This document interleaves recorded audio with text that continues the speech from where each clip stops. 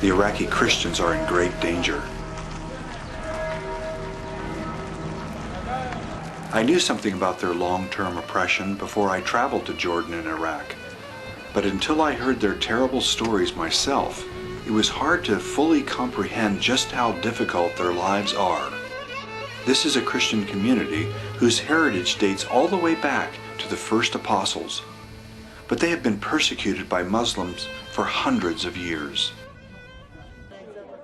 Over half of Iraq's Christian community has been displaced since 2003.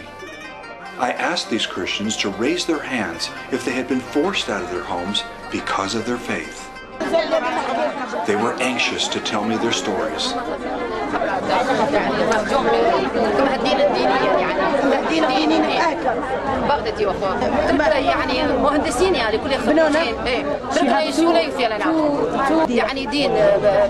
For religious Christian Muslim. يعني لقيتك زادة في الزمان اللي لقيته يعني مراسيم دينية وايد What is his name? محكي فادي قايل اتيلا خمابريا خميك مهددين يعني بقلاش ريتا منصور she was threatened for child to be kidnapped. They threatened to kidnap this child. Yes. He was very much in the church near, so he was threatened. ليديا مدفئة من يمي. إيه بس هي ذا تماوت النخ كرم لشاتر كرم لشوك. لد بغداد؟ بله من مصر. شو مندي رجعوا لنا يعني كخواتي تعيد راس سنة خا ورجع لنا الورقة وشيته. يا آتمورة. اللي عندي وان سورية كمان. Yes, because I am Christian.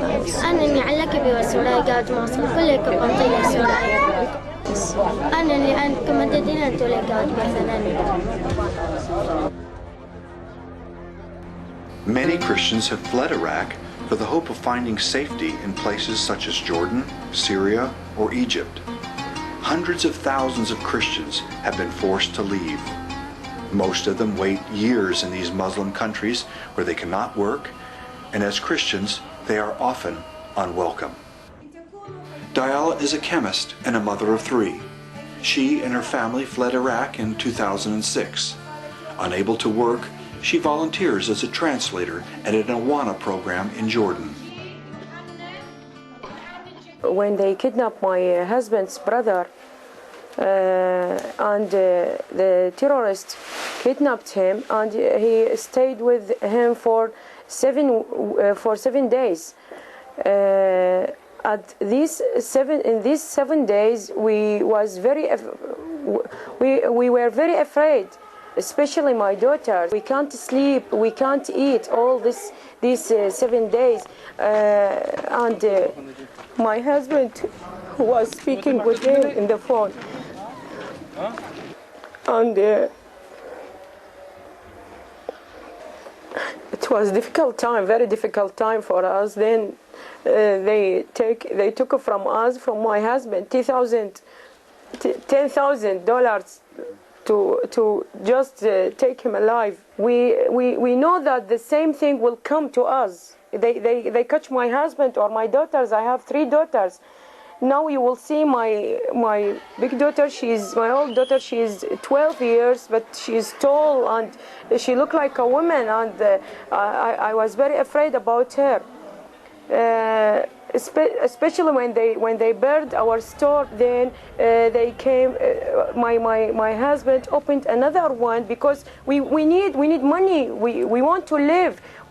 How will you live without money? Therefore, he opened another store.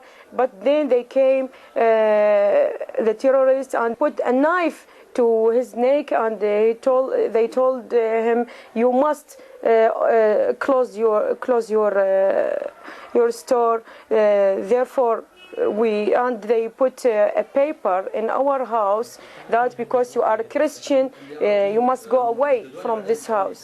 When they put this paper to us in our house in 2006, then we run away from our house. Because the driver told us in this distance there are many groups who kidnap and kill people who were in the road. Therefore, when we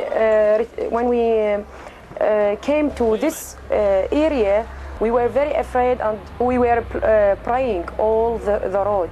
When the driver told us, you are now in danger, in this area you are in danger, all we were praying. صليتي لما كنت خايفة. يا رب ساعدنا. God help us. I want to say something. We are a Christian, and you are a Christian. We pay for our Christian. We want you to help us. We are Christian people, and you are Christian people. Why you didn't help us? The same thing happened with Jesus. Now it will happen for us.